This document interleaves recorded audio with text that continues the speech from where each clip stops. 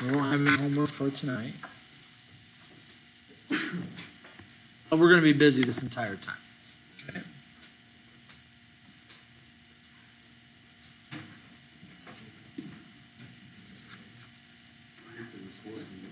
Yep, we're going to record this class. So. All right, here we go. Page 175, section 4.2. We're talking about transversals and parallel lines. Transversals and parallel lines.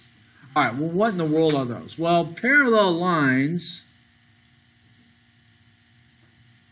those are not parallel. Those are not parallel. What's it mean by parallel lines, you think? They never intersect. What's an example in the real world? Okay, train tracks. That would be one example. What else? In the real world. Have you guys ever went into a cornfield and looked down the corn rows? Where we live, out behind us is that church. There's a church there, but beyond that is a field. And so we'll take the dogs for a walk around the lot. But many times we'll go just a little bit just to look, and it's pretty fascinating. Does anybody know how wide apart the rows of corn are? Too wide. It's usually about 18 inches. Do you know why it's 18 inches? Right around there. Now, it can vary, but it's usually right around 18 inches. So 18 inches would be, I don't know if you guys can see it or not. So right here, right there's 12. 18 inches are out to here, so it's about that far apart. Sometimes it's a little less. It goes down to 14. Yeah, sometimes they go real big. Do you know why, though, the difference? It's the width of the tire that they're using, either on the planting or in the harvesting. If you think about it, Jacob, for the rest of you, if you think about, let's say they want to do 18, but they're wasting 4 inches. If they're wasting 4 inches and they do that on every row, that's a lot of land that's not getting planted and harvested. Does that make sense? And so, but if you look down a row of corn or a row of beans, those are parallel lines. Some streets, isn't it kind of laid out like a grid? Where you've got streets going like this and this and this? Doesn't it? I don't know Middletown that well. I've walked in it to know that there are some streets. I do know Indianapolis is laid out like a grid, because if you're at 96th Street in Indianapolis, you're 9.6 miles away from downtown, the center circle. If you're at 136th Street, you're 13.6 miles away. That's how specific they are in Marion County. So parallel lines in our room here, we have all kinds of parallel lines. You know, the scenes where the tiles come together in the ceiling would be parallel lines. Where the tile is laid on the floor, you can see parallel lines. Okay, so parallel lines is a concept in geometry that's used in the real world all the time. Okay, and so we're going to just talk about what parallel lines are when they are cut by a transversal. Now, all a transversal is a line. So if I have two parallel lines, and then I have another line, that is called the transversal. Okay, so two parallel lines cut by another line is a transversal. Could we have three parallel lines cut by? Yeah, we don't spend time talking about it too much, but yeah, we could. Could there be two transversals? Sure. But again, we don't spend a lot of time talking about it, but we could. Okay? So most of the time, what we're going to talk about are two parallel lines. And the parallel lines don't have to always be horizontal. they could be angled up a little bit like this. The parallel lines could be vertical, cut by a transversal. Okay, so the parallel lines can be in any way cut by a third or a transversal. All right, any questions on what parallel lines and a transversal are? Okay, good. All right, so when you look on page 175, you're going to see a picture. The only thing that I would tell you is just go ahead and make the lines parallel. It looks like this. Cut by a transversal. Now when we look at that picture, there's actually 8 angles that are made. So I'm going to number the angles.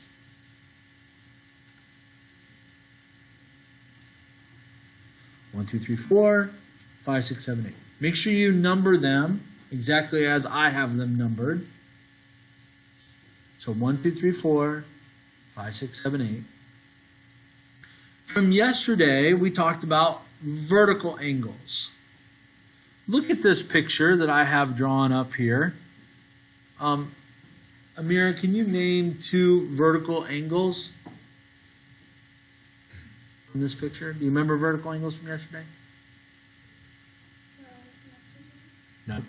That's a linear pair. Those are adjacent. You remember? No? Jimmy?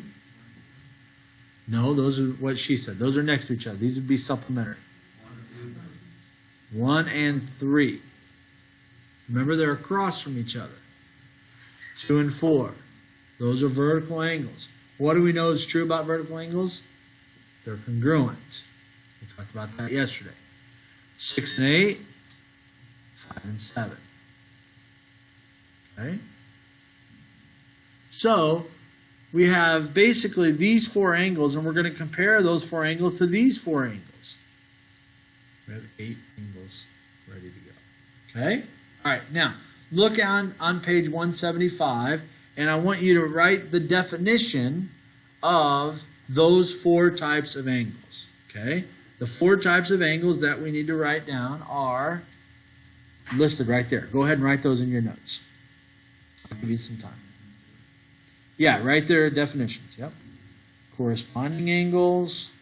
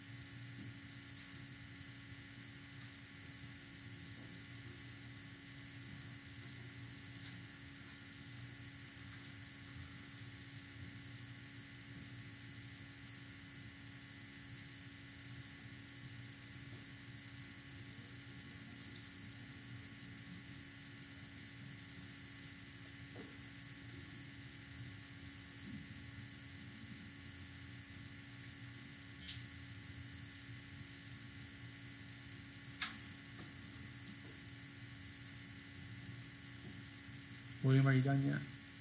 Good. Is everybody done? Kayla, you got it? No? Okay.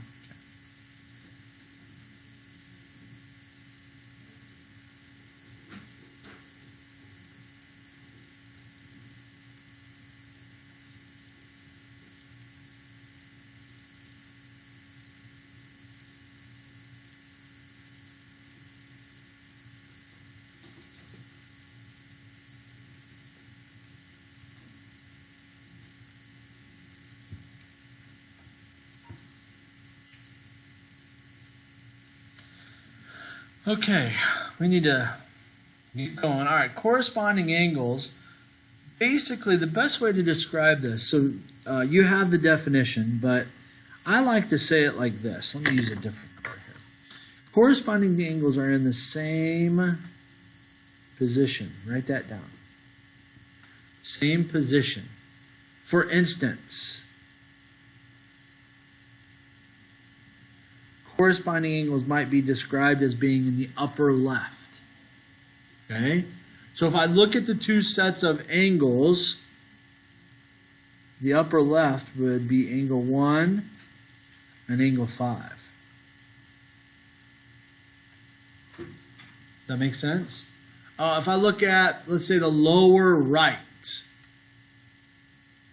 William, which two angles would be considered in the lower right in this picture?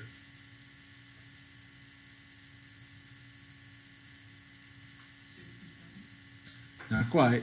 I agree with 7. But remember, we're comparing these 4 angles up here to these 4 angles down here. So if 7's in the lower right here, which one's in the lower right of these 4? That's right. So angles 3 and angle 7. Those are what we would call corresponding angles. Okay, there's 2 more. Upper right, 2 and 6. Lower left, 4 and 8.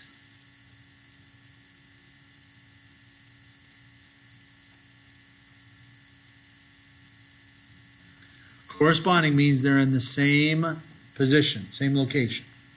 Okay, does that make sense?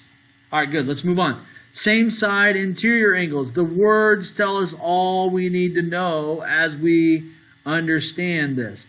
Interior means in between. Okay? In between. So, an example here, if I go in between this wall and that wall, is all you guys.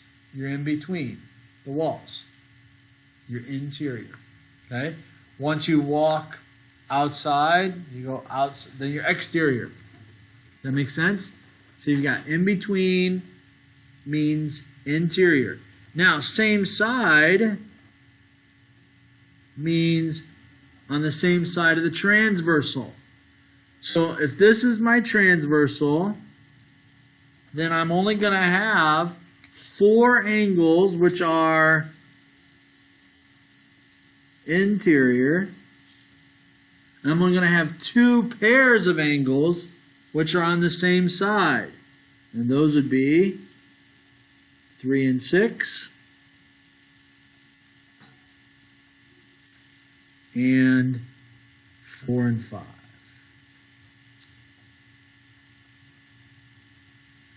So 3 and 6 and 4 and 5. Those are called same side interior angles. You got it? Okay, let's keep moving. Alternate interior angles. Again, the word interior means in between. The word alternate means on opposite sides. Opposite sides of the transversal. So again, we're talking about the exact same 4 angles, but now we're comparing the ones that are on opposite sides. So I'm going to go like this. Angle 3 and angle 5 and angle 4 and angle 6. So you're going to have to know these well enough to name them. Here are the corresponding angles. Here are the same side interior angles. Here are the alternate interior angles. And we got one more now. The alternate exterior angles. Well, exterior means on the outside as well. So the exterior of this picture would be angles out there and out here. So that would mean like 8 and 7 and 1 and 2. Now, since we're on alternate exterior, that means we're on opposite sides. So that would mean angle 2 and angle 8 and angle 1 and angle 7. On Monday, we will talk more and more about this, but this is a brief introduction to the types of angles. Questions? We good? Do you think you'd be able to name all the types of angles? Okay, by the time we're done, I hope you can. All right, turn to, on page 176. You're going to see a postulate on page 176, a theorem on 177, and another theorem on 178. There's 3 things. You need to write all 3 of them into your notes. They're called same side interior angle postulate, alternate interior angle theorem, corresponding angles theorem. Write those 3 things in your notes. We'll give you about 8 to 10 minutes.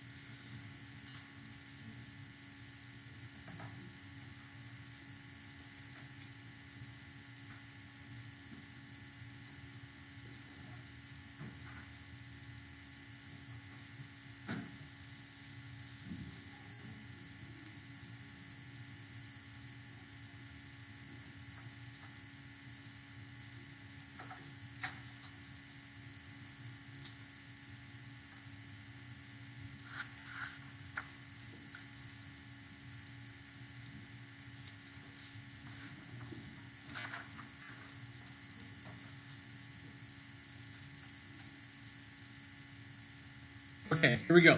Let's go through these, and then we're going to explain each one after we go through all three. The first one says, if two parallel lines are cut by a transversal, that's what they all start with, two parallel lines cut by a transversal, then the same side interior angles are supplementary. What does supplementary mean? They add up to be 1/8. Same. You guys know what alliteration is? Alliteration is an English term that describes the language when you use the same letter at the start of multiple words. For instance, jumping jack, JJ. That's called alliteration. Okay? Gangrene. That's called alliteration. All right? So alliteration is used here. Same side interior angles are supplementary. Kind of sounds like a snake.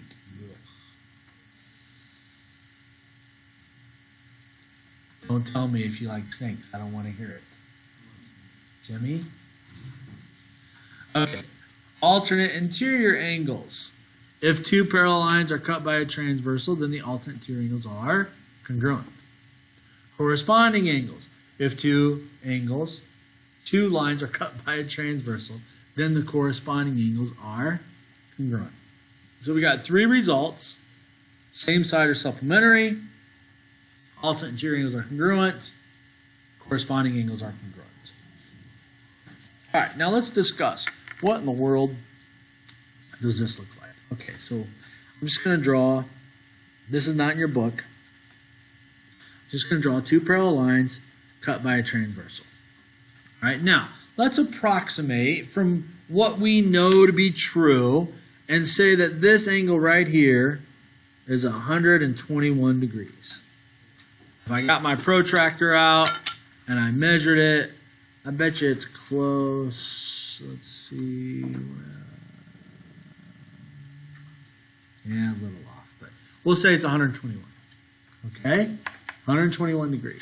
Now, based on what we've talked about yesterday and previously, if this is 121, then this angle down here has to be 59.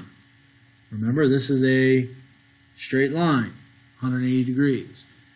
If this is 59, well, this has to be 59. Now, I could get that in two ways. Supplementary to this one, but it's also a vertical angle to this one. Right? And so then, this angle is also 121. Any questions there? All right, now based on what we just talked about, it said that corresponding angles are congruent. That means in the same position. So if that's 121, then I know that this one is 121. Everyone okay with that? All right, now look at this. 59 and 121, what kind of angles are those? Same side interior angles, and they are supplementary.